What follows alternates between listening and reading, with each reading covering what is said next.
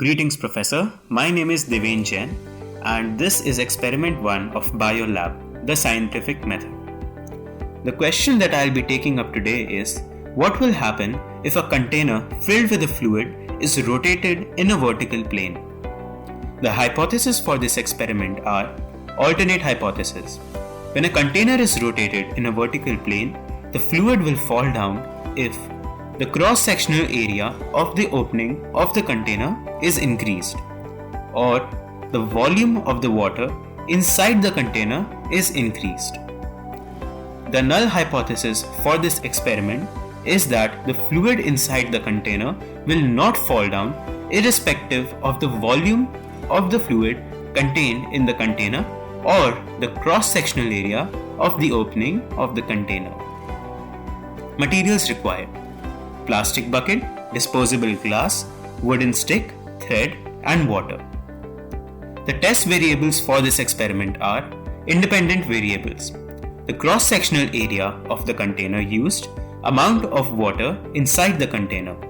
Dependent variables: whether or not the water will fall down. Control: glass of water rotated with insufficient angular velocity. Constants: the acceleration due to gravity and the frame of reference, that is, the container frame. Treatment: rotation of the container in a vertical plane. Now, time for the experiment demonstration. First of all, I'll be taking case 1, that is, small cross-sectional area, and a glass which is 1/4 filled. The contraption that I'll be using for case 1 and 2 looks something like this. It comprises of a small cup, some thread, and a plastic straw. We need to make a hole on either side of this glass cup and pass a small pipe or a straw through it, and then tie these two knots using a thread on it, so we can suspend it like this and rotate it in a vertical plane. I have added some coloring to the water so you can see it better. As you can clearly see from the video, I am rotating the glass in a vertical plane and still no water is falling down. No matter what I do, even though I am rotating the glass and the face of the glass faces the ground multiple times, the water still does not fall down. As you can clearly see from the above video, the volume of the water inside the container is the same, that is, none of the water has spilled over. Case 2. Now I will be performing the same experiment with the glass half filled. Keeping the cross-sectional area of the container constant, I am once again performing the same experiment, but this time the container is half full instead of being quarter full. And as you can clearly see, none of the water is flying off anywhere or spilling on the ground. As I have already stated multiple times now, we can clearly see that the amount of water in the container is same as it was before performing the experiment, which means that none of the water has spilled anywhere. This was fine, but it's time to take things up a notch. So, without any further ado, let's get started. Now, I will be using this bucket, which is quarter full for the first case and half filled for the second case. Time for the third case, where I will be taking a bucket which is quarter filled with water. If you look closely at the video, you can clearly see that there are no stains of water on the floor or splashes of water anywhere, which indicates that the water is in fact inside the bucket and it's not going anywhere even when the bucket is rotated in a vertical plane.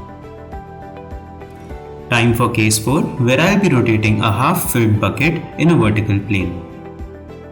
I must add that because of its weight, rotating this bucket was the most difficult among all 4.